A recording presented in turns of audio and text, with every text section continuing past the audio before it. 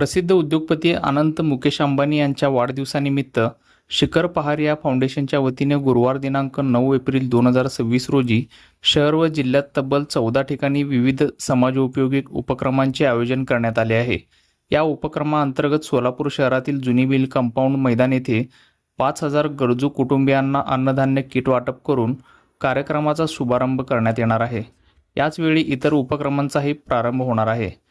सोलापुरात समाजसेवेचा महाउपक्रम आणि माणुसकीचा महोत्सव होणार आहे, अशी माहिती फाउंडेशनचे तन्वीर शेख आणि राज सलगर यांनी दिली आहे। दिवसभरात सोलापूर शहर व जिल्ह्यात विविध 14 ठिकाणी हे उपक्रम राबवले जाणार आहे। जिल्ह्यातील 200 विद्यार्थ्यांना सायकली, 1000 विद्यार्थ्यांना स्कूल बॅगचे वाटप करण्यात येणार आहे। अनाथ आश्रमासाठी 50 बेड देण्यात येणार असून 200 महिलांना शिलाई मशीनचे वितरण करून त्यांना स्वावलंबनाकडे वाटचाल करण्यास मदत केली जाणार आहे। शिक्षणाच्या गुणवत्तेसाठी विविध 10 शाळांमध्ये आरओ फिल्टर प्लांट बसवण्यात येणार आहे। तसेच शहर व जिल्ह्यातील शाळांना डिजिटल स्मार्ट बोर्ड देण्यात येणार असून 10 शाळांमध्ये संगणक संच देऊन विद्यार्थ्यांचा संगणक साक्षर करण्याचा प्रयत्न केला जाणार आहे।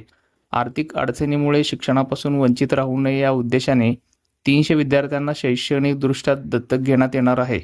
याशिवाय सोलापुरातील 100 ठिकाणी जनावरांसाठी पाण्याची सोय करण्यासाठी पाण्याची पात्रे बसवण्यात येणार असून त्या ठिकाणी नियमित पाणी पुरवठाही केला जाणार आहे।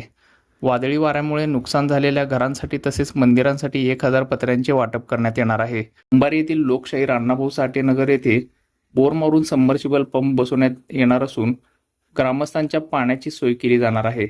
तसेच कुंभारी येथील गेनसिद्ध देवालय येथे 58.5 केव्ही क्षमतेचा जनरेटर बसवण्यात येणार आहे। आरोग्य उपक्रम राबवून मोठा दिलासा देण्यात येणार असून आर्थिकदृष्ट्या अडचणीत असलेल्या गरजू रुग्णांसाठी विविध प्रकारच्या 100 शस्त्रक्रिया मोफत करण्यात येणार आहेत। एकाच दिवशी इतक्या व्यापक प्रमाणात राबवण्यात येणाऱ्या या महाउपक्रमामुळे सोलापूर जिल्ह्यात माणुसकीचा महोत्सव होणार आहे। या कार्यक्रमास उपस्थित राहावे असे आवाहन फाउंडेशनचे धर्मराज गुंडे, कैशल शिंदे, सूर्या शेट्टीयार, तुषार जोगदनकर, धीरज कारंडे यांनी केले आहे।